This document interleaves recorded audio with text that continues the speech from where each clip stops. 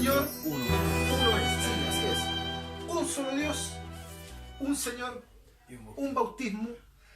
El Ejat como que Toma forma. toma forma, ¿cierto? En el verdadero mesianismo, cuando hablamos de un Mesías, no existe otro Mesías. No cabe. O sea, dentro de la estructura del mesianismo no cabe otra persona que tenga la capacidad de poder, ¿cierto? Valga la redundancia, administrar las cosas de Dios. No existe, no cabe. O sea, ¿pueden haber dos Mesías? No. No puede haber. Así tampoco no puede haber dos dioses. Vamos a hablar del paganismo. Por eso que vamos a introducirnos con el Génesis capítulo 3. El judaísmo tiene muy buenas ideas y debemos reconocer también que hay muy buenos comentarios talmúdicos de los más conocidos. Hablamos de Maimónides, ¿cierto? Rashi también. Pero si nosotros sacamos la idolatría o sacamos el romanismo del cristianismo, le podemos dar luz al judaísmo. Si el judaísmo no acepta el mesianismo de nuestro Señor Jesús porque ha sido presentado de un punto de vista totalmente pagano. Sí. La distorsión parte después de la muerte de los apóstoles, estamos claros.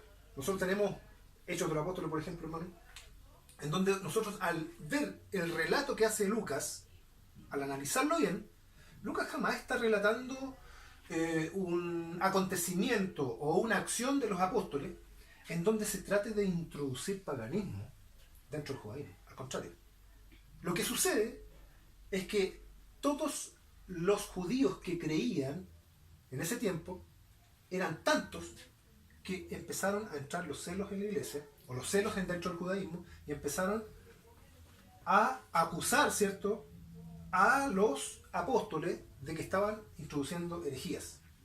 ¿Cuál cree usted que es una de las peores herejías que según las sectas de los judíos se comenzó a introducir?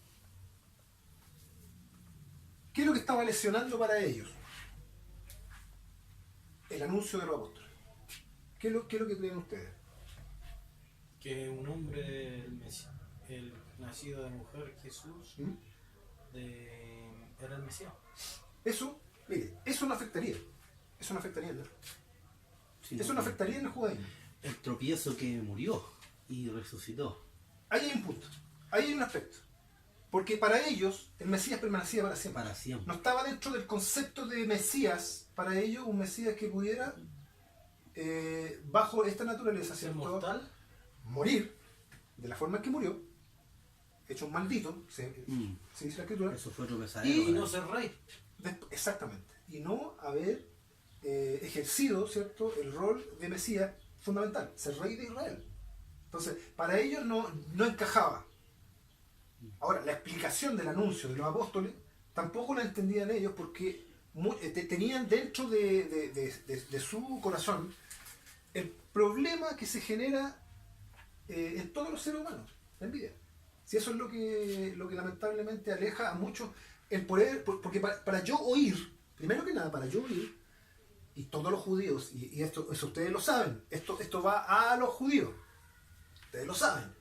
Ustedes cuando escudriñan en sus Keilah, ustedes siempre hablan de que hay que oír cualquier opinión. Todas las opiniones tienen una cierta razón. Hay que analizarla y después dar una opinión. Pero cuando yo tengo un espíritu o una forma de ser contraria desde el principio, desde la entrada, y no dejo hablar a una persona, estoy cometiendo un grave error, y para el judaísmo eso no puede darse. O sea, dentro de la comunidad judía eso no puede suceder. Todos tienen derecho a ser escuchados. Estamos claros que hay miles de opiniones que inmediatamente se toman y se tiran al tacho de la basura porque no cuadran escrituralmente. Pero le dan lo escuchan. Pero vale. se da la posibilidad de ser oído y después el análisis. Amén. Uno de los mejores expositores de ese tiempo fue Esteban, por ejemplo.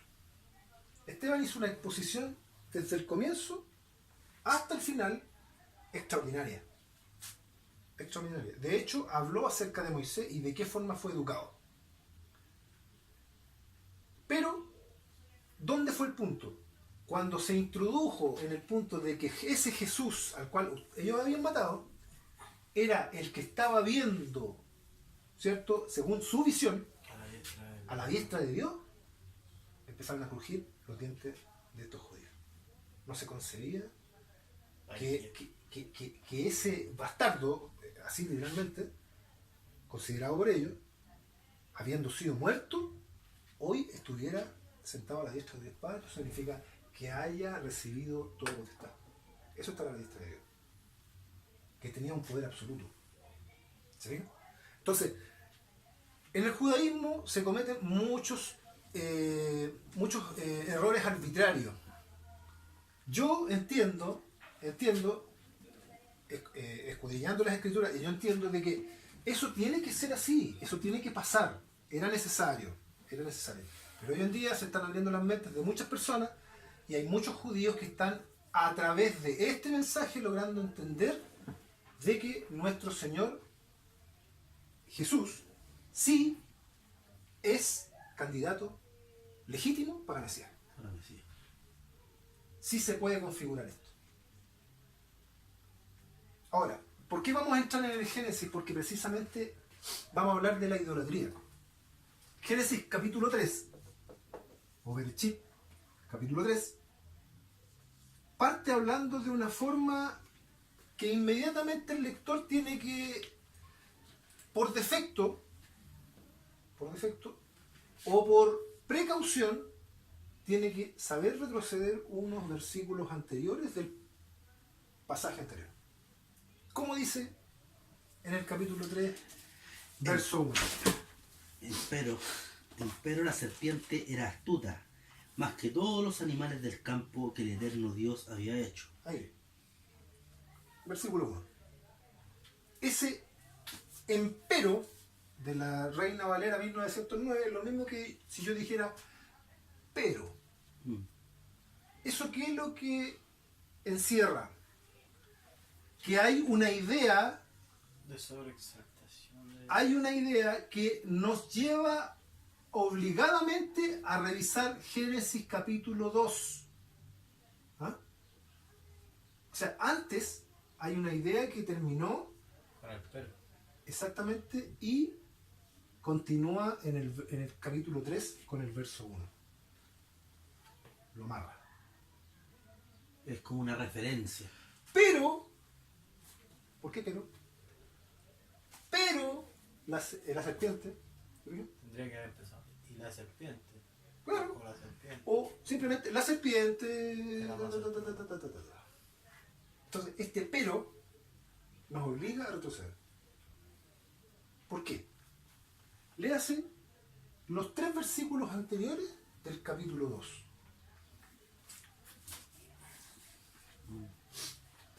Y el eterno Dios hizo caer el sueño sobre Adán, y se quedó dormido. Entonces tomó una de sus costillas y cerró la carne en su lugar. Y la costilla que el eterno Dios tomó del hombre hizo una mujer, y trájola al hombre. Y dijo Adán: esto es ahora hueso de mis huesos y carne de mi carne. Esta será llamada varona, porque del varón fue tomada. Por tanto, dejará el hombre a su padre y a su madre, y allegase a su mujer, y serán una sola carne. Y estaban ambos desnudos, Adán y su mujer, y no se avergonzaban. No existía vergüenza, ¿cierto? Punto número 1. No se avergonzaban.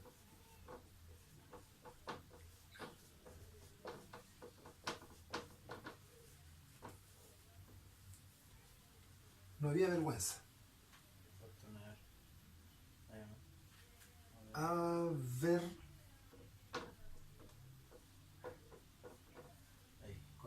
Avergonzaban. No existía vergüenza en ellos. Aquí está hablando de 2 personas. Pero también nosotros vemos que inmediatamente se van a involucrar más personajes.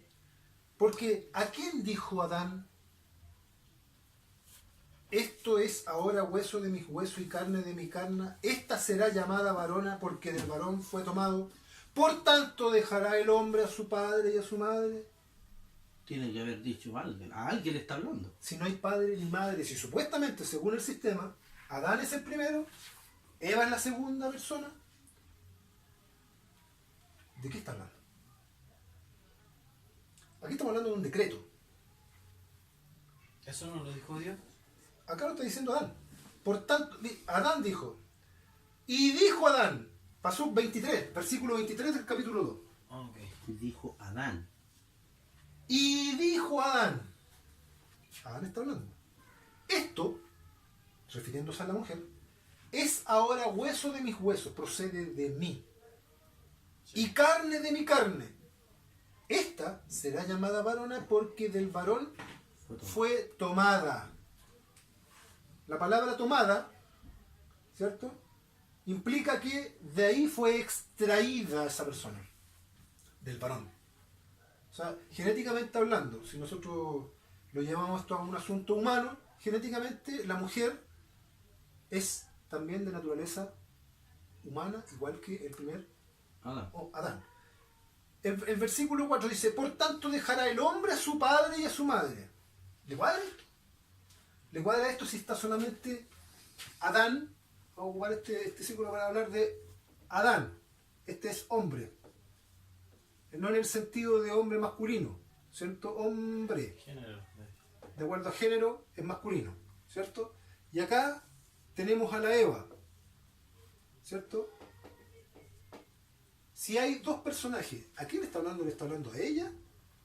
¿Ella tiene padre, tiene madre? Como para que se pueda dar a entender de que... Bueno, nosotros, como dice en el capítulo 1, 27 dice, y crió Dios al hombre a su imagen. A imagen de Dios los crió. Varón y hembra los crió. Los crió. Mira cómo dice. Los crió. ¿Sabe usted que la versión 1909 esconde como raíz, como sustancia, ¿cierto?, de la palabra que está en hebreo, es mucho más exacta que cualquiera de las otras traducciones. Porque en el hebreo se está hablando de una acción de padre, encierra eso, de criar. No de crear como cuando nosotros entendemos de formar solamente, sino que también... un doble sentido de la palabra. De cuidar. De educar, exacto, encierra muchas cosas. Por eso le digo. Educar es criar. Vestir es parte del criar. O sea, mucho más amplio. Más amplio. Mucho más amplio. Sí, ese es el punto, que en el hebraísmo, en el hebreo mismo, la raíz misma de la palabra esconde muchas cosas. Que es lo que se pierde en el cristianismo. Sí. ¿Por qué? Porque no se escudriña de acuerdo al trasfondo del vocablo. Y que una palabra tiene mucho... Por ejemplo, ¿cuándo vemos nosotros que Dios crió al hombre realmente? Porque ahí dice, y crió al hombre. Esta misma palabra, por ejemplo, ¿dónde la vemos involucrada? Con muchas personas. ¿En qué parte de la escritura? Y esa pregunta también va para usted si está viendo este programa. ¿En qué parte de la escritura nosotros podemos ver involucrado un concepto de criar, como quien habla de hijos? Hermano, búsquese Isaías capítulo 1. Isaías capítulo 1. Ahí nosotros podemos ver claramente el concepto, y de hecho en el judaísmo esto lo entienden perfectamente. Aquí no hay para qué hacernos los tontos. Estamos hablando de un lenguaje que al transliteral o al traducirlo a otro idioma va a decir exactamente lo mismo. Isaías 1. Capítulo 1. Visión de Isaías, hijo de Amós, la cual vio sobre Judá y Jerusalén en días de Usías, Jotán, Acaz y Ezequías, reyes de Judá. Dice así, Pasuk número 2, verso 2. Oíd, cielos, escucha tu tierra, porque habla el Eterno. ¿Cómo dice? Crié hijos y engrandecílos. Los engrandecí. y ellos se rebelaron contra mí. ¿Se fijan? Ahí está el concepto de crié. Es la misma palabra que aparece en el Génesis. Crié hijos. Y siempre se añade a hijos cuando habla de criar. Yo puedo criar ganado, ¿cierto? Pero el concepto sigue siendo el mismo. ¿Mm? Todos sabemos en el español qué significa criar. Yo tengo hijos también. Los hermanos también acá tienen hijos. Cada uno. Y entiende claramente qué significa criar. Yo fui criado por mi padre. O sea, mi padre es el que cumple el rol de autoridad, ¿cierto? Que se hizo cargo de mí como tutor y me fue llevando por un camino. Me fue guiando. Sabemos que hay padres buenos y padres malos, pero estamos hablando acá de que Dios, como buen padre, crió hijos y los engrandeció. ¿Pero qué pasó con ellos? Dice ahí, se rebelaron contra él. El concepto del Génesis capítulo 3 no está hablando ni nada más ni nada menos de que seres humanos, de acuerdo a este decreto, de que no estuvieron de acuerdo con las leyes de Dios. Eso es todo. Crié hijos. Adán es el que en ese momento, por ser el primero, tenía una autoridad sobre los demás. ¿Cómo le llamaríamos entonces, en este caso a Adán? Padre. Sería El Señor. un padre, ¿sí? El Elohim. Correcto. Sería un Elohim. ¿Por qué? Porque tiene señorío. ¿Qué más podría ser? Un rey, Un rey, un sacerdote. un sumo sacerdote, Señor. siempre arriba de sumo, Mm. ¿cierto? Señor, te enseñará. Un señor. Tenía autoridad. Y también es hijo. También es hijo.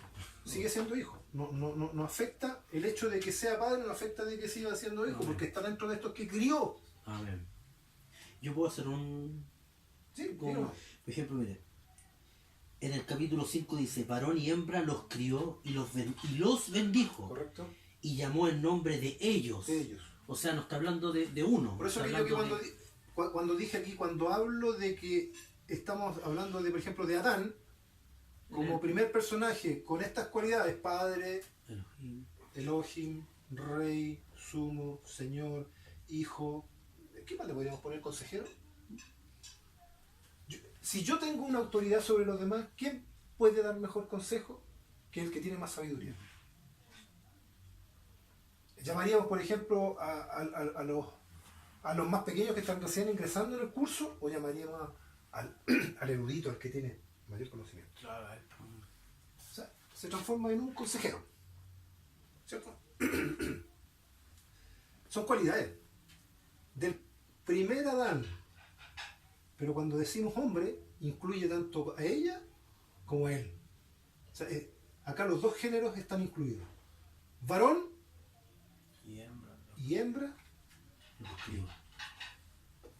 Aquí está ya introducido desde el principio el concepto de hijo. Eso lo saben, los judíos lo tienen claro. Clarísimo. En el cristianismo se suele perder este asunto de poder entender las raíces de las palabras, porque inmediatamente cuando se lee el principio, ¿sabe lo que buscan ahí? El hagamos La Trinidad. nos está diciendo de que hay una Trinidad. Entonces inmediatamente se nubla. Se nubla el entendimiento. Sí. ¿Qué es lo que ¿Cómo se llama eso, hermano Nicolás o hermano Luis? ¿Cómo se llamaría eso de tratar de introducir en su mente inmediatamente el paganismo? Idolatría. Oscuridad. Ya. Tinieblas. Mm.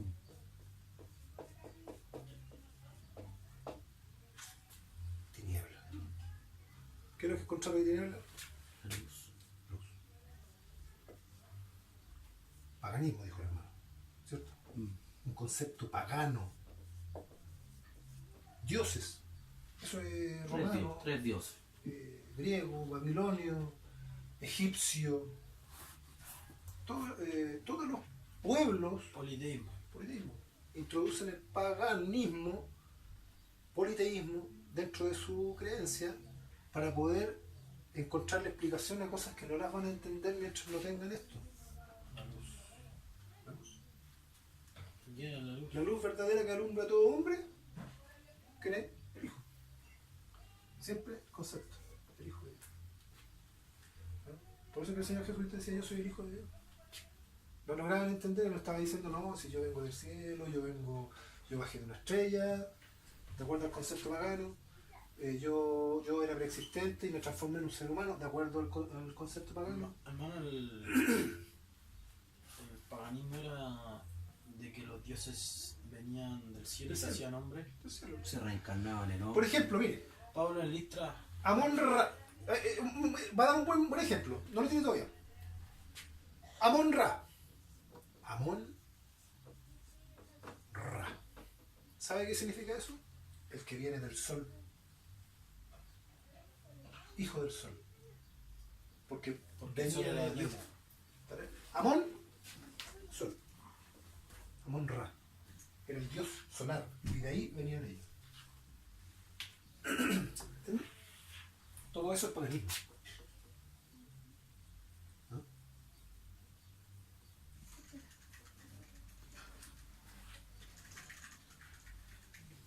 Espérese un poquito. Estamos grabando, ¿no? ¿Me molestes? ¿Ya? No se lo necesitamos. Entonces, todo eso, como decíamos, es paganismo, hermano.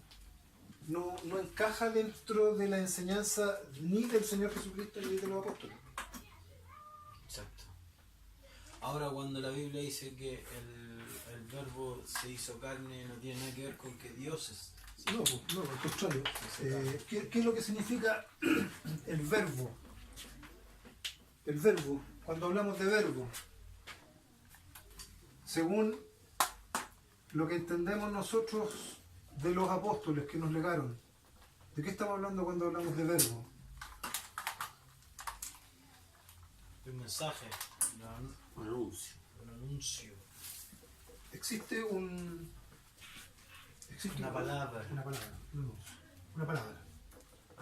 Palabra. Mensaje. Mensaje. Cuando hablamos de mensaje, por ejemplo, detrás del mensaje, ¿qué es lo que existe? Un verbo. Un logos, una palabra. Detrás del mensaje, ¿qué es lo que existe? Detrás de la palabra, ¿qué es lo que existe? Detrás de un anuncio. ¿Qué es lo que existe detrás de esto? Palabra, mensaje, anuncio, pregón, carta, señal. Detrás de todas estas acciones, ¿qué es lo que existe?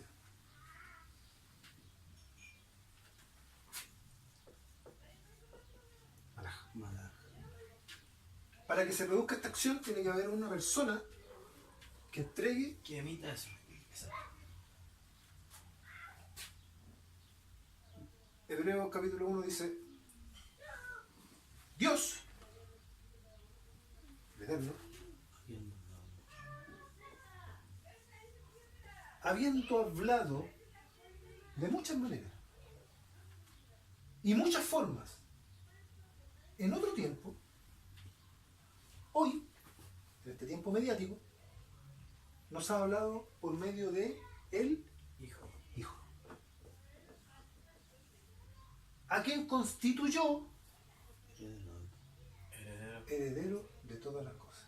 ¿Y por quién? ¿Y por quién? ¿Quién hizo? El Padre. ¿Y por quién? Hizo, seguimos Padre. hablando de este actor, El ¿y universo. por quién hizo a sí mismo? Entonces, ese es uno de los mejores pasajes para poder entender de que este hijo sigue siendo siempre, en todo momento, sigue estando sujeto Eso, Padre. a su Padre y su Dios. Amén. Dice Apocalipsis, en el templo De mi Dios. de mi Dios. O sea, el Hijo en el cielo sigue teniendo su Dios. y Sigue, Padre. sigue teniendo su Dios. Él nunca lo desconoce. Se fija que el lenguaje que hablan los apóstoles jamás, en ningún momento, están ni siquiera insinuando idolatría. Ellos tenían muy claro. ¿Qué es lo que dice el judaísmo? Nosotros esperamos que llegue el Mesías. Tiene que venir la era del Mesías. El Mesías para el judío incrédulo es un hombre que va a cambiar todas las cosas, que va a presentar un gobierno perfecto Que a la vez era. y va a introducir la paz. Que a la vez iba a ser llamado Elohim. ¿Un Elohim? Porque va a tener una autoridad, la autoridad que se le prometió a quién. A David, A David. a través del profeta Natán. ¿No? Yo seré para él padre. ¿Dice así la escritura? Sí. Eso que estaba ofreciendo a través del profeta. ¿Quién era el malaj? ¿Quién llevó el anuncio a David? Natán. Natán, el profeta Natán. Natán es el malaj, ¿cierto? Amén. Dios se manifestó a través de malaj. Él es el mensajero. David recepciona. Pero David sabe en el espíritu que no se refería a él mismo, porque David mismo dice, el Salmo, David mismo dice, veía yo siempre al Señor, ¿cierto? Delante de mí. Delante de él. También dice, dijo el Señor, Mi Señor. a mi Señor, siéntate a mi diestra, hasta que ponga a tus enemigos por el estrado de tus pies. ¿Podemos explicar esa, hermano? Dijo el Señor a mi Señor. Esto es un texto muy manoseado. Un texto eh, que no se entiende muy bien para que la gente vaya entendiendo. Correcto. Yo no quiero salirme mucho del asunto, porque quiero que entendamos el paganismo primero. Pero acá nosotros vamos a entender siempre de que hay alguien que tiene que entregar una autoridad A otro. a otra persona. ¿Quién es el que está sobre? ¿El que entrega o el que recibe? Que entrega. El que entrega. Eso es siempre. Estar sobre ya da a entender de que es mayor. ¿Quién bendijo a Abraham? Melquisedec. ¿Quién era mayor? Melquisedec. ¿Abraham o Melquisedec? Que se dé. Según el judaísmo no hay nadie mayor que Abraham. Pero aquí no Yo les digo, ¿se habrá equivocado Moisés al escribir de que Abraham fue bendecido por Melquisedec? No creo. Porque así también David dice. Dice, que Samuel. David dice que ese que recibe, ¿cierto? El que dice, dijo el Señor a mi Señor, dice, también dice, y llevará un sacerdocio según el orden de Melquisedec. Amén. Si el sacerdocio arónico hubiese sido mejor, no lo hubiese nombrado. Pero sin embargo no nombró ese sacerdocio, sino que habló del anterior. ¿Cuál es mayor? El de El Melquisedec. melquisedeciano. El que se nombra en el Salmo 110. ¿Se fijan? Y ahí vemos nosotros que ¿quién es mayor? ¿Melquisedec o Abraham? Melquisedec. No es el sacerdocio arónico el que estaba en la mente de Dios como para poder implantarlo en ese Mesías. ¿Se fijan? Tú eres sacerdote para siempre. Aquí tenemos el concepto eterno. Para siempre. Tú eres sacerdote para siempre. Según el orden de Melquisedec. la ordenanza de culto de Aarón. No. Porque ellos traspasaban generación tras generación, generación tras generación, hasta que llegó el Mesías y lamentablemente, como estaba establecido, fue destruido el templo y el sacerdocio arónico se perdió. No existe forma de encontrar sacerdotes hoy en día, y eso lo saben también los judíos, porque tampoco se sabe quién o quiénes descienden de Aarón. No hay forma. Sin embargo, acá, hablando de conceptos espirituales, se entendía que por medio del Salmo 110, David estaba hablando de un sacerdocio eterno. ¿Se fijan? Vamos a retroceder y sigamos con el Génesis.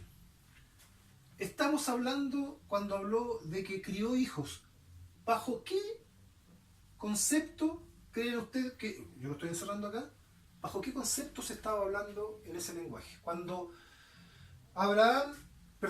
Adán, ¿cierto?, decreta, por lo tanto dejará padre y madre, ¿bajo qué contexto se está viviendo? Adán, ¿bajo qué contexto está viviendo en ese mundo? De crianza. Obvio. ¿Pero bajo qué contexto? Como persona. De padre.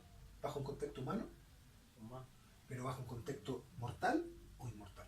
mortal. ¿Mortal dice usted? Ah, verdad, todavía no había. No había entrado el pecado. No, no. Eterno. Dice Pablo que entró el pecado y entró la muerte. Porque la muerte estaba en una sanción. Entonces ahí habla de un concepto de Está, está hablando Concepto bajo eterno. inmortalidad. Por eso que el Señor Jesucristo le dice a los judíos, le dice, esto fue introducido por la dureza de corazón de ustedes, pero antes no fue así. Al No principio, siempre fue así. No fue así. Cuando decreta Adán, decreta bajo un concepto de eternidad. Porque él todavía no había transgredido. Es decir, si por medio de la transgresión entró la muerte. Eso debemos entender nosotros. Y dice, si miras, no, será una sola carne. ¿Se fijan, no? O sea, está la propagación en la mente. Mire, le hace el último capítulo, el último versículo del verso 2. Eso. Por tanto, dejará el No, hombre. el último versículo. Del verso Ah, y Capítulo. estarán. capítulo. Del capítulo 2. Y estaban ambos desnudos, Adán y su mujer, y no se avergonzaban. ¿En qué sentido estaban desnudos? En el sentido de que aún no había entrado la palabra, Desnudo literalmente, ¿no? la transgresión. A ver, si ellos hubiesen estado desnudos literalmente, ¿en qué podría haber afectado de que, no sé, pues, son marido y mujer, no se avergonzaban? Usted, veamos, o sea, veámoslo bajo un asunto racional, humano.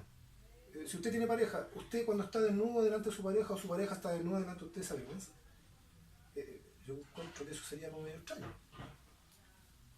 ¿Qué está diciendo ahí? ¿En qué sentido estaban desnudos y no se avergonzaban? ¿Qué es lo que significa desnudez? Desnudo de pecado. No había Libre de entrado el pecado. pecado. Lo vimos en 2 o 3 capítulos anteriores. Cuando se acercó el sacerdote, ¿cierto? O sea, se le presentó en la visión el ángel, Miguel, ¿cierto? Al sacerdote Josué, le dijo, estás vestido de iniquidad. A ver. Estaba vestido de pecado. Si hubiese estado desnudo, no tenía pecado alguno. Estaba limpio. En este caso estaban desnudos en ese momento y no se avergonzaban porque no había entrado en la maldad todavía. No había pecado. Eso es estar desnudo y no avergonzarse. No existe pecado. Por eso que viene el pero. ¿Se fija? Ahí recién podemos, habiendo entendido este concepto, que están desnudos, están sin pecado, ahí podemos entender el pero. Porque acá vamos a ver nosotros que entró la idolatría. Acá va a ingresar la idolatría recién en el ser humano. ¿Cuál es el primer mandamiento? Cuando yo estoy libre de pecado, de acuerdo a lo que se nos ha enseñado como creyentes, significa que yo estoy cumpliendo todos los mandamientos de Dios. Por lo tanto, el primero es el más importante. Primer mandamiento, el Shema. Shema Israel, Adonai, Eloheinu, Adonai, Echad. Echad. Si yo no cumplo esto, si yo traslado de mi mente a Dios e introduzco a cualquier ser, inmediatamente estoy haciendo idolatría. ¿Qué pasó entonces en el huerto? ¿Por qué dice, pero la serpiente era la más astuta de todos los animales? ¿Qué fue lo que creó? ¿Qué es lo que fue lo que creó Dios para que administrase Adán? No solamente hombres, Animales. animales, pero la serpiente era la más astuta. ¿Qué es lo que cree usted que pasó en la mente de la mujer? Vio que la serpiente era un animal astuto, ¿Ya? con todas sus cualidades. ¿Ya? La observó ¿Ya? y la Analizó. y la idolatró. ¿Y qué es lo que hizo? Un Una estatua. estatua. reemplazó. Vio que la serpiente era astuta y dijo, hay que adorarla. ¿Qué es lo que dice Pablo? Capítulo 1 de Romanos. ¿Qué es lo que dice? Pablo mismo nos va a dar el contexto. Nosotros siempre tenemos que ir a la luz. La luz está en los apóstoles. Ellos tienen que haber hablado de esto que estamos estudiando nosotros para poder entender y darle nosotros una interpretación de acuerdo a la sabiduría de ellos. Ellos son los sabios. ¿Qué dice? Donde dice, trocaron. Pero ellos trocaron. ¿Sabes lo que es trocar, Manuel? Cambiar. Cambiar. Hacer un cambio. Cambiaron la gloria del Dios incorruptible por semejanza de hombre corruptible, de cuadrúpedos y de serpientes. Empezaron a adorar a la creación más que al creador. Eso es lo que pasó. Hermano, pero ahí no sé, el contexto no influye, por ejemplo, el contexto que Pablo le está hablando ya a los romanos, ¿cierto? Sí. Los romanos, su creencia era en eso, ¿no? Ellos habían sido criados en el paganismo. Ya, Recuerden ahora, que pero todo- no influye en el origen. ¿Cómo? No influye ahora eso con el origen de acá, del Bereshit, del Génesis. Con lo que está hablando Pablo, aunque fuera en ese contexto, no deja de... No. Si lo que Pablo está haciendo, Pablo está hablando mediáticamente, pero a la vez está dando a entender desde que del principio empezaron a adorar los astros. Ah, ok. ¿Se fija? A ver, hablemos bajo un contexto romano. Usted me citó Roma, ¿cierto? Roma. Pero los romanos, ¿en Roma qué se creía? ¿Se creía que los dioses tenían hijos? Sí, con Los hijos de los dioses. Los hijos de los dioses. los dioses teniendo sexo con las mujeres. Ya. Artemisa y todo eso. ¿no? Nosotros estudiamos el Bereshit capítulo 1. ¿Qué fue lo primero que Dios creó habiendo hablado? Por ejemplo, cuando habló. ¿Qué fue lo primero que creó en el versículo 1, 2, 3 y 4? ¿Se acuerdan cuando lo vieron? En el principio creó Dios los cielos y la tierra, ¿Cierto? y la ¿La tierra tierra? estaba desordenada y Vacía. vacía, y las tinieblas estaban sobre la faz del abismo, y el Espíritu de Dios se movía sobre la faz de las aguas. Ya, ¿cuál fue el logos? Y dijo. Y vio Dios. ¿Ya? Y, No. y dijo Dios. No, siga leyendo. Ahí no hay logos todavía. Y dijo Dios, sea la luz, y fue la Ahí luz. está el logo. Ya, ahí está el logo, ¿cierto? ¿Qué pasó ahí, hermano Luis? ¿Qué pasó ahí? Dijo Dios, ¿cierto? Sea la luz. Se abrió la boca de Dios. Ya. ¿Cómo pasó entonces eso? Dígamelo en forma natural. ¿Cómo pasó? Usted tiene, habíamos visto, tenemos la tierra, tenemos el agua, que está sobre toda la tierra, tenemos los vientos que van por fuera, ¿cierto? El oxígeno, y tenemos arriba el cielo. ¿Cómo dijo Dios? Aquí va a surgir la primera causa por la cual los dioses están en el cielo. Si dijo Dios, sea la luz, ¿de qué forma pasó? Naturalmente.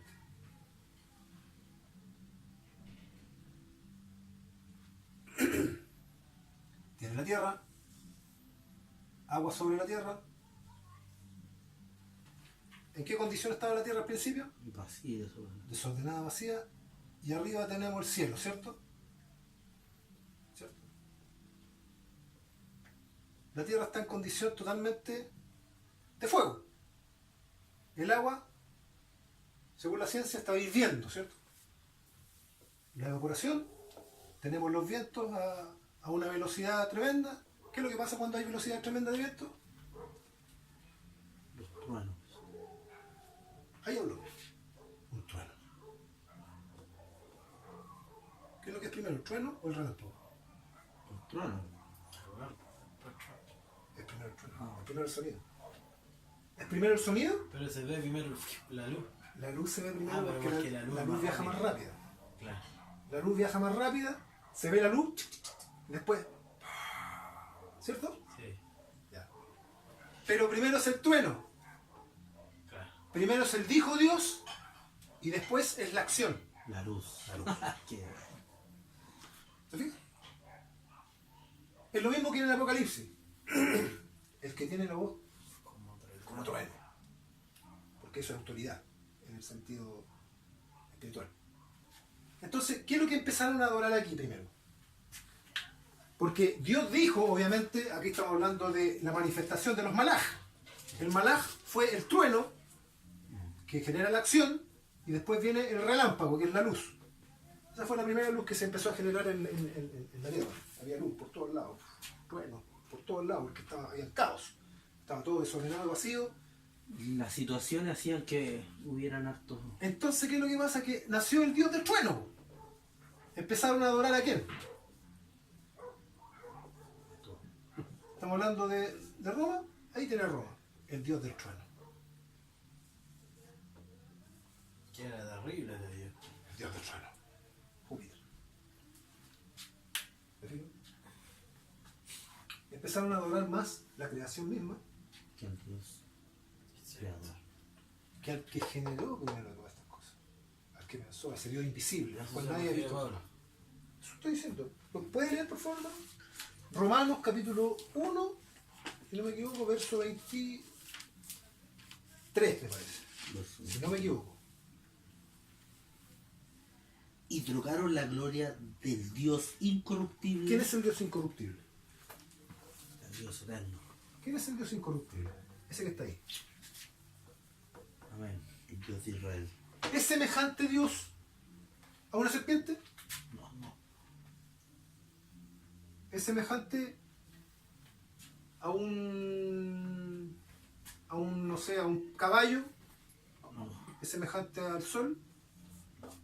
¿Es semejante a la luna? No, ¿Al mar? tampoco. ¿Al trueno? Bueno,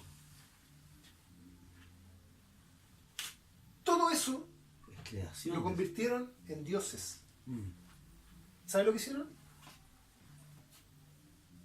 Borraron. Se olvidaron de mí, dice Dios. Se olvidaron del Creador. Eso es lo que enseña Pablo y lo que enseñan todos los apóstoles. Aquí no hay ni una serpiente en dos patas. Aquí Eva hizo una serpiente en dos patas, que es muy distinto. La serpiente me engañó. Me engañó y comí. Y le dio de comer a Adán. hermano, la serpiente. ¿Podría haber la posibilidad de que esa serpiente haya sido erecta? No. No, porque. O sea, O sea, Dios no comete ¿cuál? errores. No. Justamente es lo que le iba a decir yo. ¿Qué es lo que es primero según la evolución? Arrastrarse y después erguirse. Después caminar erecto. ¿Cierto? Sí. No es al revés. Lo contrario sería involución. O sea, partió caminando y terminó arrastrándose. Pero ¿Dónde la degradación no tiene que ver con. ¿Dónde puede pasar la degradación? ¿Cree usted? ¿Dónde sí puede pasar la degradación? ¿Dónde fue al revés? Si la mente de Adán era una mente, de acuerdo a lo que vimos al principio, eterna, de alta sabiduría, ¿qué es lo que puede haber pasado? Sí. Dios la minimizó. Eso fue lo que degradó Dios, la mente del ser humano. ¿Dónde podemos ver eso? A través de las generaciones. Que va disminuyendo. No sé si se han fijado ustedes que normalmente muestran a los faraones, por ejemplo, los muestran con una cabeza así, Ah, bien. como alargada hacia atrás. Y se han encontrado incluso esqueletos Esqueletos. de seres que tienen el cráneo. muy abultado el cráneo. Como que tienen, exacto, como que tienen una mayor cantidad de volumen en cuanto a su cerebro. A su cerebro. No sé si se han fijado ustedes en eso. Ya. Lo que fue pasando con el ser humano es de que su capacidad mental se disminuyó. De hecho, el mismo Señor Jesucristo cuando recibe toda la gloria en los cielos, una de las cosas más grandes, de las 7 cosas que recibe, es digno de tomar toda la sabiduría. ¿Está bien ahí? Sabiduría, sí. ¿Está bien? Sí. Digno eres de tomar toda la sabiduría. El Señor Jesucristo era tan sabio. Poder, la riqueza. Exacto. Dentro de las 7 cualidades que recibe: poder, riqueza, gloria, sabiduría. Porque esto es lo que logra hacer de que una persona, como habíamos dicho en un principio, un ser humano, tenga la capacidad sobre los demás para poder ser consejero. ¿Se acuerda que dice Isaías? Consejero, príncipe de paz, Elohim, poderoso, que traducen como Dios fuerte, y ahí es donde empiezan a enseguecerse de nuevo y dicen, es Dios, lo unicista. Ah, sí, lo dijiste con 3 textos, creen que van a explicar la Biblia. Exacto. Elohim, sabemos que en el judaísmo no hay problema, un juez es un Elohim. ¿Sí? El rey era una logia. Un Elohim, porque tiene la cualidad de ¿qué? De poder regir sobre las naciones, representación de Dios. José era un Elohim. ¿Quién lo constituyó Elohim? Faraón. Ese es el asunto. En el segundo capítulo vamos a introducirnos en la conversación supuesta que hay entre 2 entidades. La mujer primero, Eva, conversando con una serpiente, ¿cierto? Con una culebra. Mediáticamente hablando, según Moisés, según el tiempo de Moisés, ¿quién sería la culebra? ¿Quién sería el que se opone a Dios aquí? Faraón. Faraón. Él es la culebra, él el que lleva en la frente, ¿cierto? La representación de la culebra, la serpiente que habíamos dicho, su cabeza. ¿Cierto? Aquí está la cabeza de Faraón. Este es el rostro. La serpiente salía de su mente. Representaba la mente de Faraón, la astucia de Faraón, las cualidades de poder. ¿Ah? ¿Por qué? Por la astucia. De ahí viene el concepto. Pero la sapiencia. Serpiente. Exactamente. Serpiente, de hecho, si nosotros vamos a la raíz, significa ser pensante. No significa ser caminante, ni ser que caminaba erecto, ni no, significa ser pensante. Por eso que desde el principio se le dio una cualidad a la serpiente como un ser que tenía la capacidad de poder analizar, era muy astuta, era sigilosa, meditaba, pensaba bien. Eso fue lo que analizó Eva en ella y vio una cualidad digna de hacerla una estatua. Las estatuas más antiguas que se han encontrado históricamente, y estamos hablando de todas las culturas, las más antiguas son estatuas de serpiente. Las más antiguas. Y estamos hablando de la era adámica. Serpiente. Incluso hay unas serpientes que mucho de esto, disculpe que los trate de esa forma, pero yo considero que nosotros como creyentes, si usted es cristiano, si usted es judío, independientemente que yo le estoy diciendo de que están equivocados, debemos defender también nuestras creencias y debemos decir que hay mucho chanta en internet dando a entender de que bajaron los Anunnaki y de hablar de cosas totalmente que no tienen nada que ver. De hecho, sepa usted que la famosa epopeya de Gilgamesh, que es muy similar a la del diluvio y a la de Noé, es una parodia en contra de la predicación de Noé. En ese tiempo, cuando Noé predicaba, empezaron a surgir historietas que se burlaban de su predicación. Eso está registrado. Y se ha tomado la epopeya de Gilgamesh como para decir, pero miren si los judíos o los hebreos escribieron, o Moisés escribió, basándose en la historieta de Gilgamesh. Y eso era puro paganismo. O sea, ya en ese tiempo los hombres comenzaron a creerse dioses. Y tomaron el relato de Noé, de la predicación de Matusalén, de la predicación de Lamec, todas esas predicaciones que hubo en ese tiempo de que la tierra iba a ser destruida por sus abominaciones, ¿cierto? Fueron tomadas y fueron escritas como poesías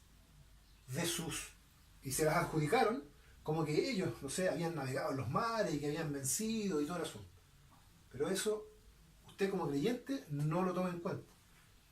Es solamente una parodia, la famosa epopeya de Gilgamesh, en contra de la predicación de Noé. Que, de hecho, la predicación de Noé